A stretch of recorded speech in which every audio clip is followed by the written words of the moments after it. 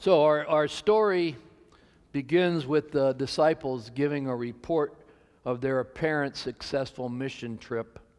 You get a little bit of excitement in their gathering, and you might recall that previously Jesus sent them out 2 by 2 and gave them authority over unclean spirits, and that the disciples were empowered to cast out demons and anointed many with oil, those who were sick, and they cured them.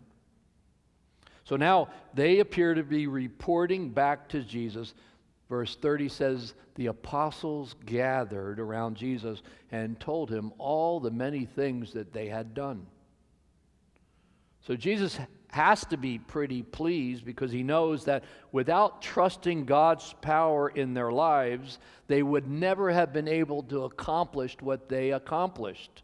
The disciples have taken a first step of becoming who Jesus called them to be. Now, just a little thing to notice, and I believe this is the first time in Mark's gospel that the word apostle is used. And it is used here not as a title, but as a description of the disciples' purpose. The word apostle literally means to be sent out with purpose. So those sent out with purpose are now reporting back to Jesus, and that's how our story begins. And so upon hearing the good news of their successful mission trip, Jesus says, hey, time out, let's take a break. Let's take a break from it all, the tasks and the demands of your ministry, because you deserve a little bit of a rest, a little bit of reflection, a little bit of refreshment. Come away to a deserted place all by yourselves and get a rest. Because there were so many people, so many demands, so many problems, so much conflict, they didn't even have any time to eat. So they went away in a boat to a deserted place. Now, we know self-care is important, because when you have the demands of ministry or the demands of friendship or the demands of caring for each other, it takes its toll. So you need time to refuel. They need time, like we all need time, to take care of ourselves. But we also know that good plans don't always work out as expected, a Murphy's Law kind of thing. So on their way to this time of retreat, Jesus and the disciples get recognized, and that causes the crowd to gather. Verse 33 says, now many saw them going and recognized them and hurried there on foot from all the towns and arrived ahead of them. And so when Jesus and the 12 arrive, there is a tremendous crowd waiting for them. Great crowd ready to meet him. And Jesus responds to them not by dismissing them, nor is he filled with disrespect or disdain. He has compassion. 34 says he went ashore, he saw a great crowd, and he had compassion on them because they were like sheep without a shepherd, and he began to teach them many things. Now it's interesting in the Hebrew language, literally, compassion derives out of the word womb. And in the biblical Greek, it is that deep place of affection that gets activated within us, that gets us to respond. So Jesus is teaching us that compassion may be a core component of discipleship. Andre Nouwen once wrote, compassion is hard because it requires the inner disposition to go with others to places where they are weak, vulnerable, lonely, and broken. But this is not our initial response to suffering. What we desire most is to do away with the suffering of others by fleeing or finding a quick cure for it.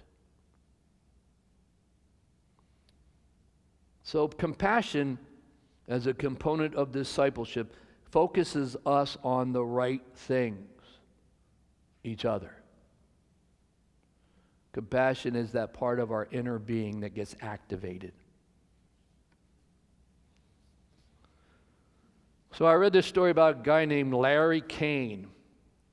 Larry was famous in his hometown for his God-given ability to catch good-sized trout. And Larry loved to fish, and he also loved to take his best friend's teenage son, Ben, with him. Now, some of that was self-serving because in Maine, there is a limit to how many trout you can take. And the limit is 5, so when he takes Ben, Larry gets 10. Because Ben usually never caught a single fish. Now, Ben actually didn't mind most of the time, and Larry would hook one for him and let him reel it in. But Ben remembered one Sunday day while fishing with Larry, and he got his line so caught up in a tree stump that he lost everything, his bait, his hook, his line, and he threw his rod down on the bank, and he watched the water just go by. A bit later, Larry came over to help him get set up again, and Ben pulled his hands from his face and looked at Larry, and on his hip, right here, you can't see it over there, right here, on his hip were 4 of the most beautiful trout you could catch.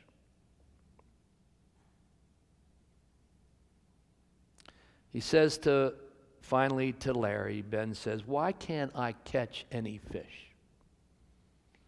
I don't think the fish like my bait." Larry was not the most self-disciplined person, so he laughed. And he looked down at the water. He said, "Ben, it's not your bait. It's not the fish. It's where you're standing. Look, you're casting in the shadow right into the fishing hole, which is scaring them. The fish there are hungry,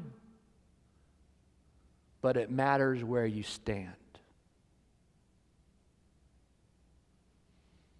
So what I'll suggest is that compassion is what God gives to the disciples, gives to each of us to stand where it matters. Now, verse 34 also says something very interesting. It says that he had compassion for them because they were like sheep without a shepherd.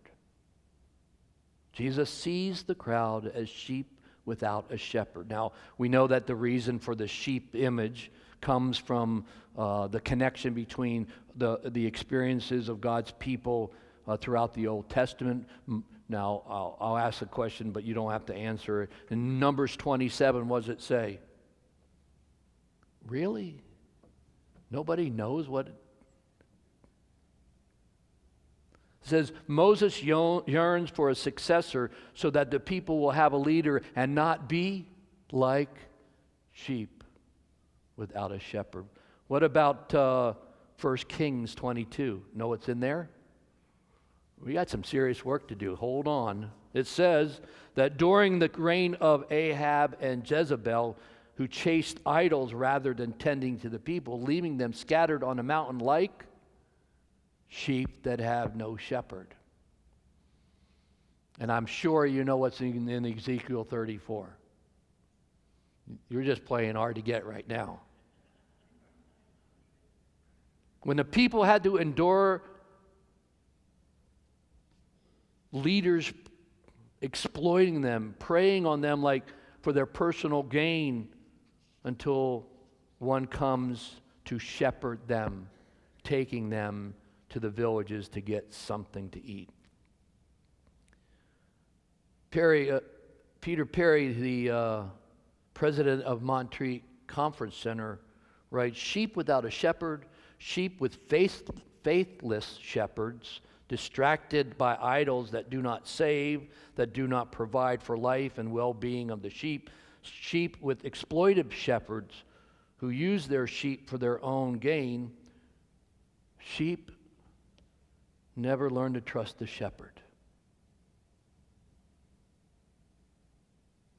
And the shepherd is supposed to help the sheep stand where it matters.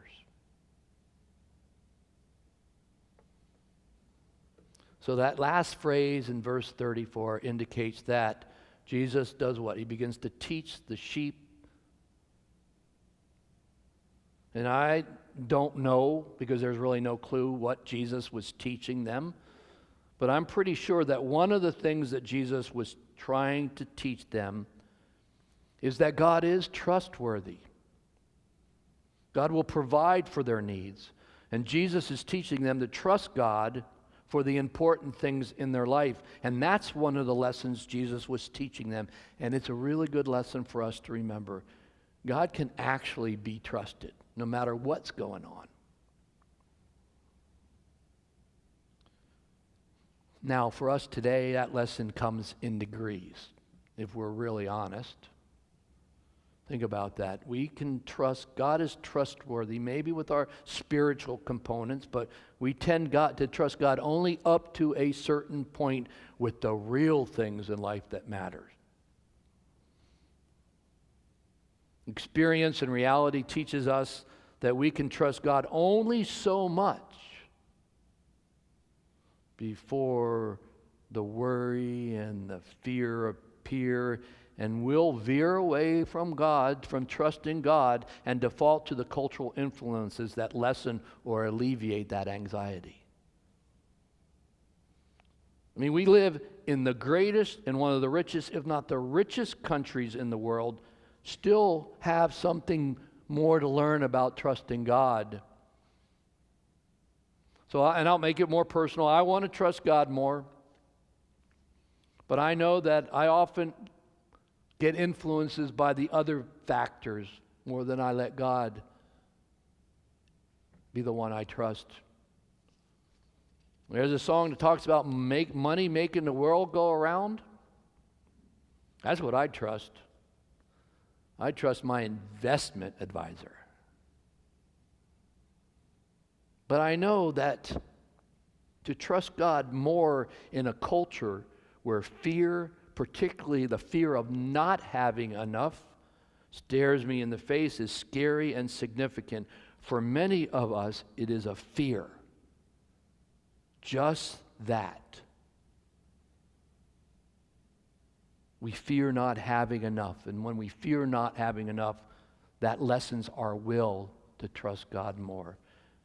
So it seems that often we fear scarcity more than we trust God. So there's a couple little slides up there. We fear scarcity more than we trust God.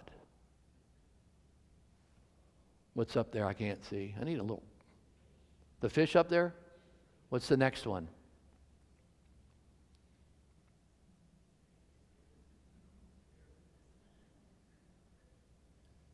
But see, that's not the truth in our faith story.